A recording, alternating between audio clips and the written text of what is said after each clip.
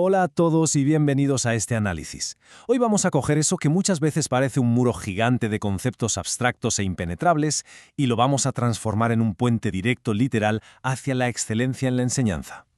Fijaos, si es vuestra primera vez asomándoos al mundo de la educación superior, seguro que ya os habéis chocado con un montón de términos filosóficos que a primera vista parecen no tener absolutamente nada que ver con un aula real llena de estudiantes. Bueno, pues en esta clase magistral vamos a destapar cómo esa filosofía de base no solo influye, sino que dicta y dirige cada decisión que tomamos como docentes en el día a día.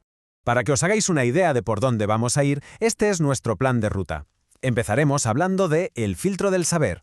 Luego exploraremos las rutas hacia el conocimiento. Bajaremos todo esto a la práctica con la epistemología en el aula. Lo veremos en acción con el ciclo del agua y terminaremos afianzando los cimientos de la verdad. ¡Vamos a ello! Vamos con la sección 1, el filtro del saber, más allá de la simple creencia. Vale, hablemos del elefante en la habitación. La epistemología. Sé que la palabra suena imponente, ¿verdad? Casi como algo reservado en exclusiva para filósofos con barba blanca encerrados en una biblioteca. Pero etimológicamente es fascinante y súper terrenal. Viene del griego episteme, que significa conocimiento verdadero, y logos, que es estudio o teoría. En resumen, es la disciplina que intenta entender cómo demonios sabemos lo que sabemos. Y quiero que a partir de hoy dejéis de verla como un concepto inalcanzable. Es literalmente la herramienta más potente que podéis llevar en vuestra mochila docente. Es la lente exacta con la que examinamos de dónde viene la información que manejamos. Y esto, en la práctica, lo es todo. Veréis, en la vida cotidiana solemos funcionar a base de lo que los griegos llamaban doxa, que es la simple opinión o creencia. Ya sabéis, lo típico de «háblale con cariño a las plantas para que crezcan más rápido». Eso es una creencia.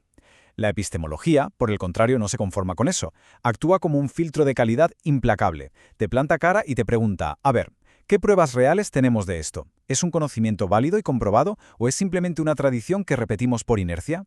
Como futuros docentes no podéis tragaros la información solo porque siempre se ha hecho así.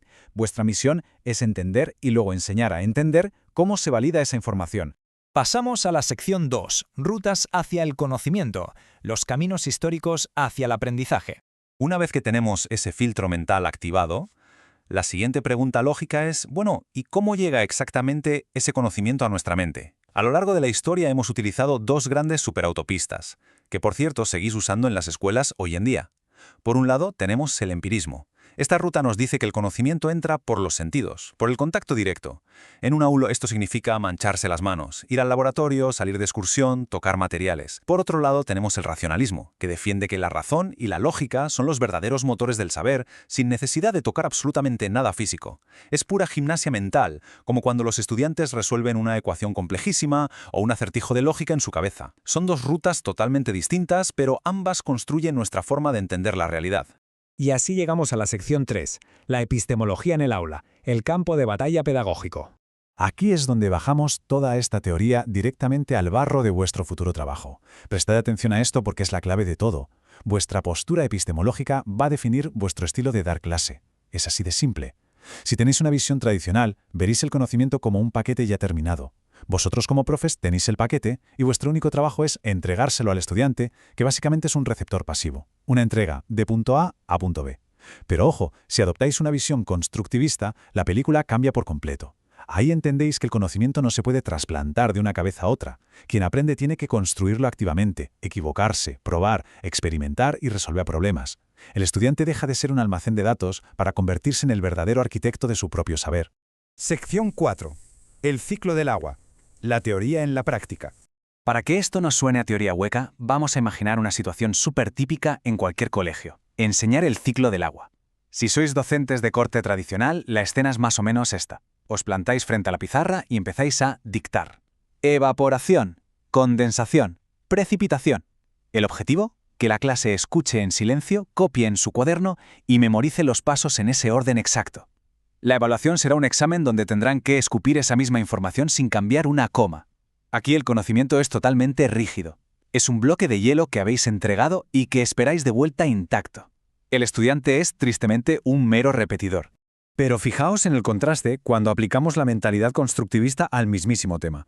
En lugar de soltar el rollo, llegáis a clase con un frasco transparente, lo llenáis de agua, hacéis una marca con un rotulador y lo dejáis al sol en la ventana. Ya está, habéis creado un entorno. Luego, invitáis a la clase a observar qué pasa durante los siguientes días. Les pedís que debatan entre ellos por qué el nivel del agua está bajando y que lancen sus propias teorías. De repente el conocimiento ya no es un dictado aburrido, es una experiencia viva. Están utilizando tanto el empirismo al observar como el racionalismo al debatir y deducir. Exactamente esa es la diferencia abismal entre enseñar a repetir como un loro y enseñar a pensar. Vamos con la última parte, la sección 5, los cimientos de la verdad. Epistemología frente al método científico.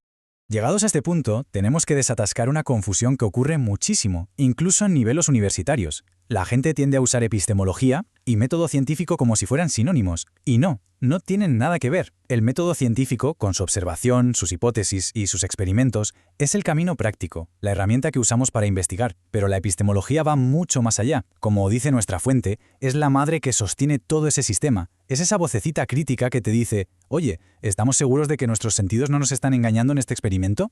¿Es la ciencia la única vía para llegar a la verdad? El método simplemente ejecuta, pero la epistemología es la que tiene la autoridad de cuestionar y validar los mismísimos cimientos de esa ejecución. Y todo esto nos lleva al cierre de nuestro análisis de hoy.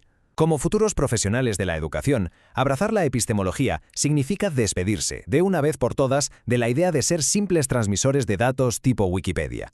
Os convertís en los verdaderos garantes de la verdad en vuestras aulas. El conocimiento, recordadlo siempre, no es una estatua de mármol que no se puede tocar. Es un edificio que está en constante, caótica y maravillosa construcción. Así que, después de haber visto las rutas del saber y la fuerza del constructivismo, os dejo con una pregunta para darle vueltas esta noche.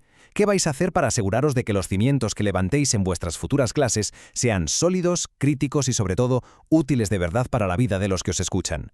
Muchísimas gracias por acompañarme en esta explicación y seguid construyendo con rigor. Nos vemos en la próxima.